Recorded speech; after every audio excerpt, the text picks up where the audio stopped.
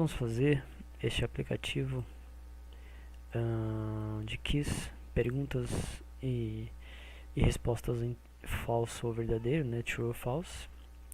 E conforme você vai respondendo, o usuário vai respondendo, vai marcando se ele acertou ou errou as perguntas, né? Então, esse é um aplicativo que é interessante porque ele tem alguns elementos, quer dizer, os 4 principais elementos da programação orientada a objetos, né? Que é abstração, encapsulamento, herança e poliformismo.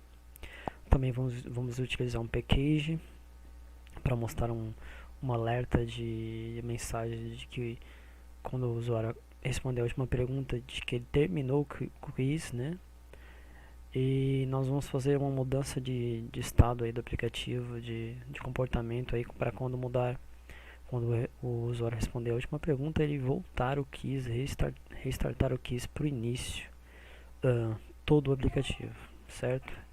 Então, como vocês podem ver aqui, ó, esta é a última pergunta, no caso aqui minha, e aí quando o usuário responde aqui, vai mostrando as que eu acertei, as que eu errei, e aí quando o usuário responder a última, ele vai mostrar, aqui no caso eu coloquei tudo em inglês, né, finish, né, e o quiz foi terminado, e aí está restartando o quiz, né, e quando você fecha, ele já restartou o quiz para a primeira pergunta novamente e zerou o placar aqui de acertos e erros. Então é isso, vamos para o desenvolvimento. Então é assim, pessoal, esse aplicativo aqui eu vou fazer com calma, eu vou tentar explicar com calma para quem, assim como eu, está começando no Flutter ou na programação, né, também, que eu também faz pouco tempo que eu comecei a programar, não era minha praia, né, mas é o que eu decidi aí fazer pelos próximos anos aí como carreira. Então vou tentar explicar devagar, com calma, eu não sou tão bom para explicar, mas vou tentar explicar com lógica, processo por processo, para que quem esteja começando a programação, no Flutter, como eu consiga entender, né? E consiga se divertir também programando, porque o Flutter é assim, se você gosta de programação, o Flutter é um prato cheio também para você se divertir programando. Então basicamente aqui eu comecei assim, portei o Material Dart, né, como sempre na maioria dos projetos. O método principal aqui, né, eu já chamei direto, né, com o nome de Kizler. Iniciei um stateless widget aqui, né. Dentro do stateless widget, no return aqui, coloquei material app, né. Coloquei o debug show checked mod banner para não aparecer. Eu ainda não coloquei para ler o nosso aplicativo, mas para não aparecer aquela tarjinha vermelha aqui de debug, que eu acho chata. Na home eu coloquei uma safe area e como child, deixa eu colocar aqui para baixo. Como child do safe area, eu coloquei o scaffold. Como core no scaffold, eu coloquei um gray com um shade 900, que vai ser um cinza escuro, meio mais escuro, tal. O que mais que eu posso falar para vocês? Opa. E aqui na body eu coloquei um center com um child, um padding, né, um padding com uma constante em todos os lados de 10, né? Mais pra frente eu vou explicar o porquê.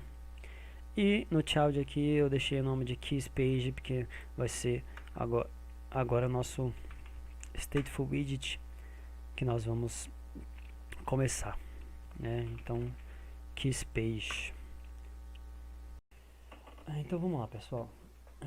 Uma vez explicado o início do nosso projeto, né? Vamos continuar. Aqui nós vamos substituir por um column.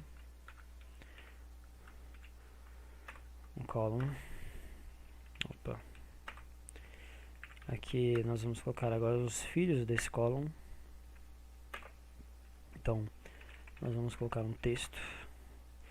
Aqui eu vou colocar um texto qualquer, tá? Só para aparecer aqui esse primeiro texto, né? Pra gente se basear e construir o resto do projeto do aplicativo. Então eu vou colocar aqui this is where question test will be. Ok, coloquei um texto qualquer aqui.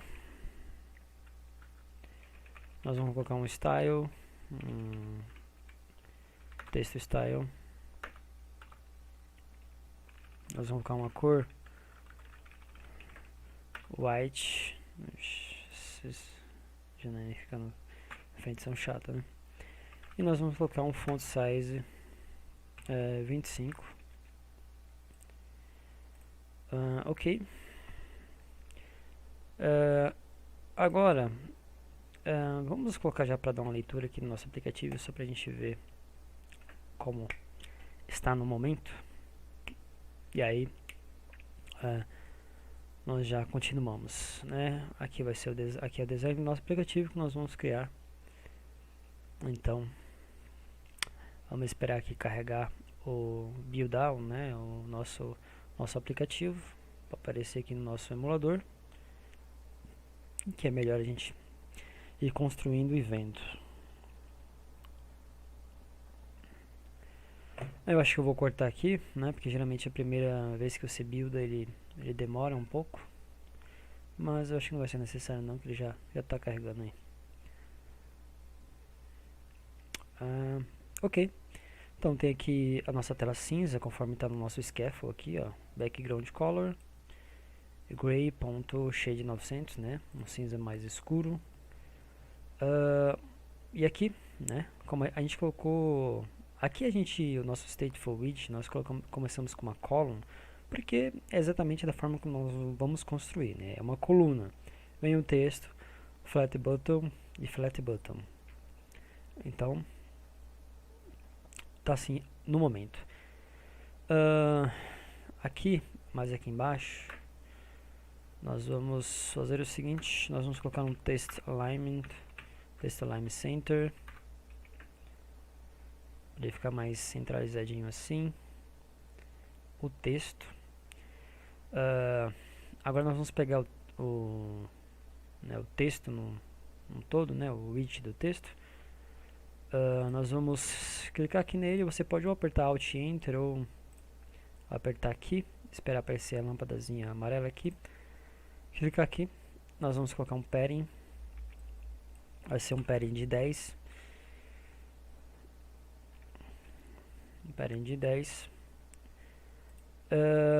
e agora nós vamos pegar esse padding e nós vamos colocar dentro de um center, porque logo esse texto ele vai vir aqui para o meio, né? Então depois, agora, nós pegamos esse center, e aí nós vamos adicionar aqui dentro dele um novo widget, que vai ser o expanded. Nós salvamos, e agora ele veio aqui para baixo. Esse expanded, nós vamos colocar dentro dele um flex. Vamos colocar como número 5. Vai ser por quê? Para que aqui na parte do texto ele ocupe sempre uma proporção maior do que os flat button aqui de baixo. Uma vez feito isto, nós vamos aqui em column, aí nós vamos fazer algumas configurações no column para que os nossos flat button aqui fiquem da maneira correta como está aqui na imagem. Nós vamos colocar um main axis alignment, e nós vamos colocar para que esse main axis alignment seja space between, ou seja, que seja um espaço, que haja um espaço entre eles, entre os componentes, entre os flat buttons, por exemplo.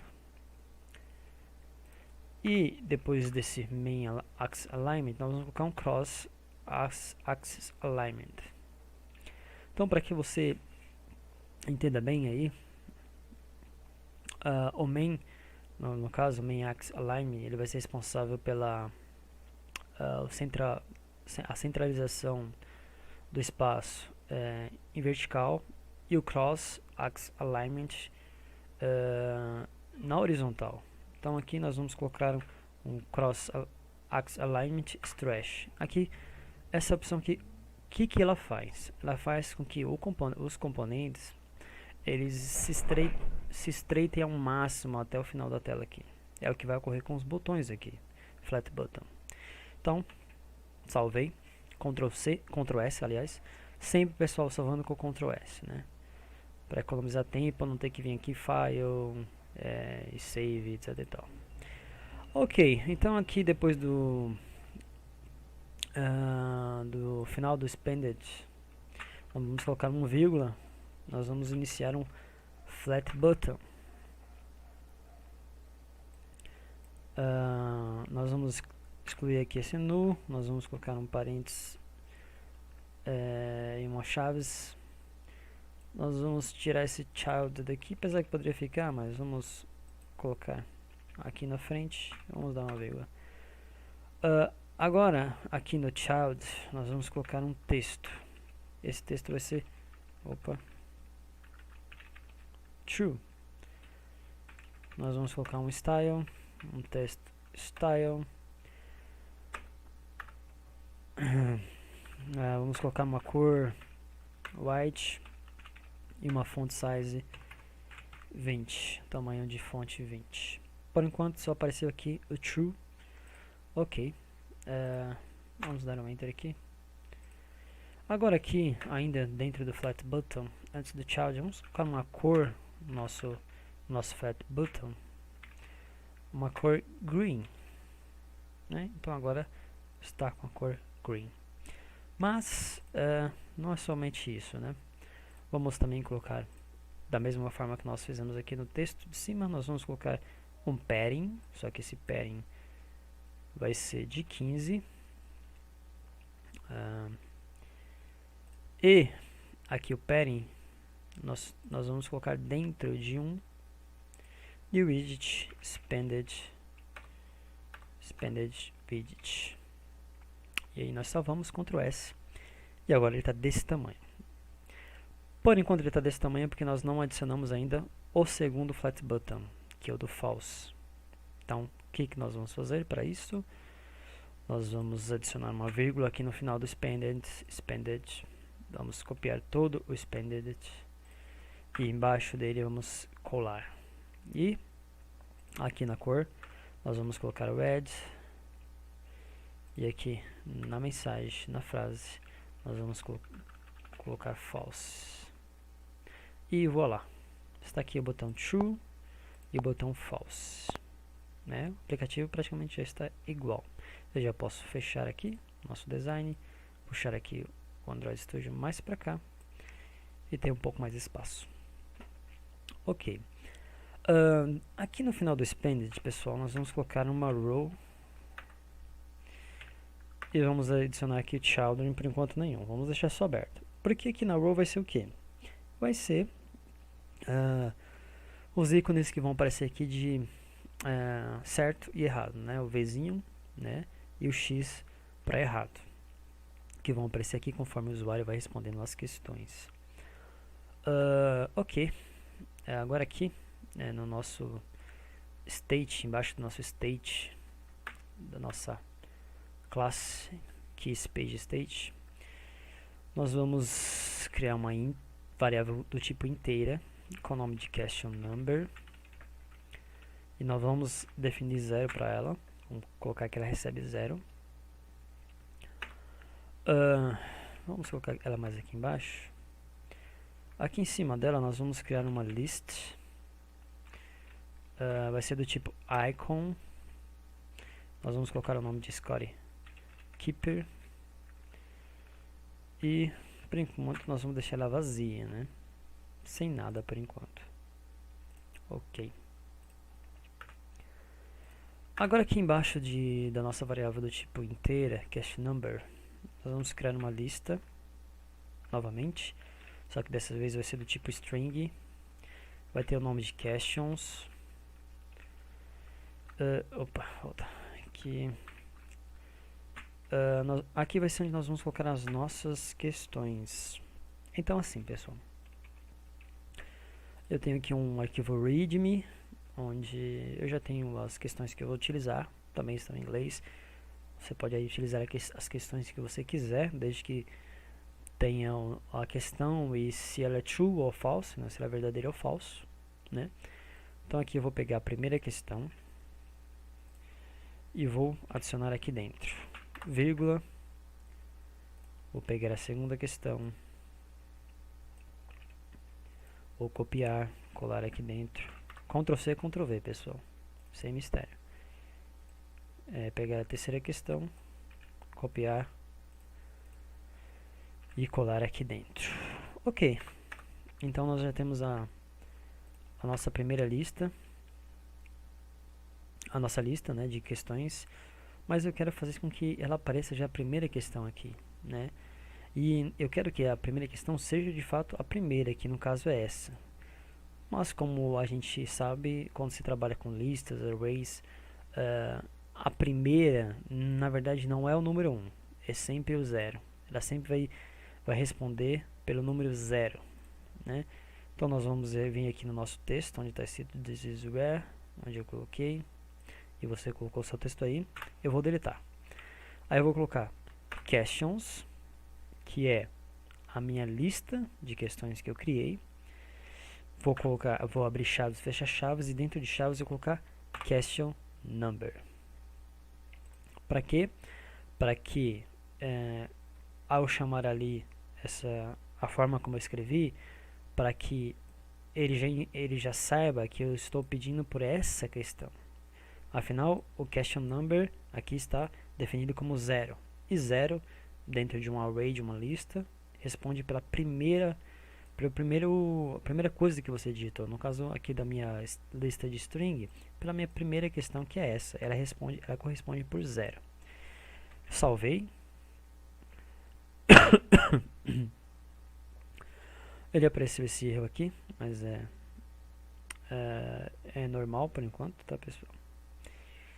Eu vou fazer o seguinte, eu vou dar um hot restart. Ok, eu dei um hot restart. E agora veja, some cats are actually allergic to humans. É exatamente a primeira frase que está aqui na minha lista, né? Então ele entendeu já, quando eu coloquei aqui questions, a lista de string que eu criei, e question number, que corresponde a 0, ele entendeu que eu estava querendo a primeira questão da minha lista, que é esta, a qual está aparecendo aqui no nosso emulador de Android. Ok, mas como fazer para ele ir para a próxima questão? Aqui no nosso flat button, true, por exemplo, e isso você vai fazer também no false, nós vamos aqui dentro do método onPressed, que está anônimo vazio por enquanto, nós vamos colocar question number mais ponto e vírgula. Isso quer dizer o quê?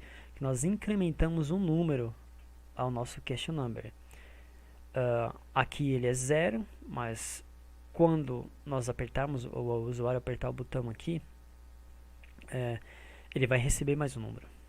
Então ele vai passar a ser 1. Então da questão 0 ele vai ir para a questão 1. Ok. Mas para que isso aconteça, eu preciso colocar o question number dentro de um método do Flutter, para que ele entenda que ele precisa atualizar o meu aplicativo, que houve mudanças, que é o setState. Então eu vou pegar aqui, vou recortar e vou colar aqui dentro do setState o meu question number. Aí agora eu vou fazer o seguinte, eu já vou copiar tudo aqui, né, do setState no meu question number, e vou colar dentro do método onPressed do flat button false, o segundo. Salvei, ok, Ctrl S. Agora, pessoal, quando eu aperto aqui, ó, em qualquer um desses botões, ele já vai para a próxima questão, que é exatamente esta. Porque ele, quando a gente definiu aqui, a gente incrementou um número aqui, question number, ele vai passar para a próxima, ele vai sair de 0 e vai para 1. A 1 corresponde a essa questão, certo? Certo. Entendido isto, nós vamos passar para a segunda parte.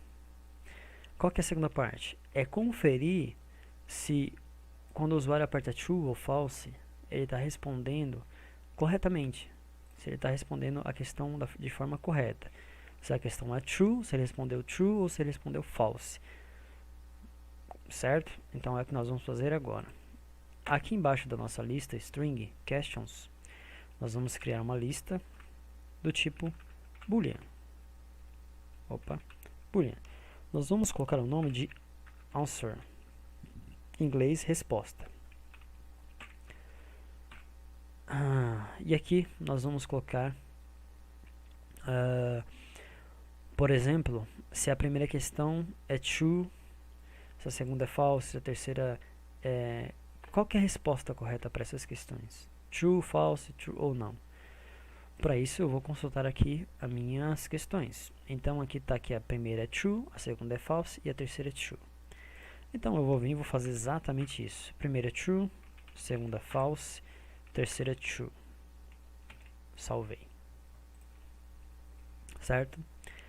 Agora nós vamos vir aqui no nosso flat button, onde está o nosso método onPressed. Nós vamos criar uma booleana com o nome de correct answer.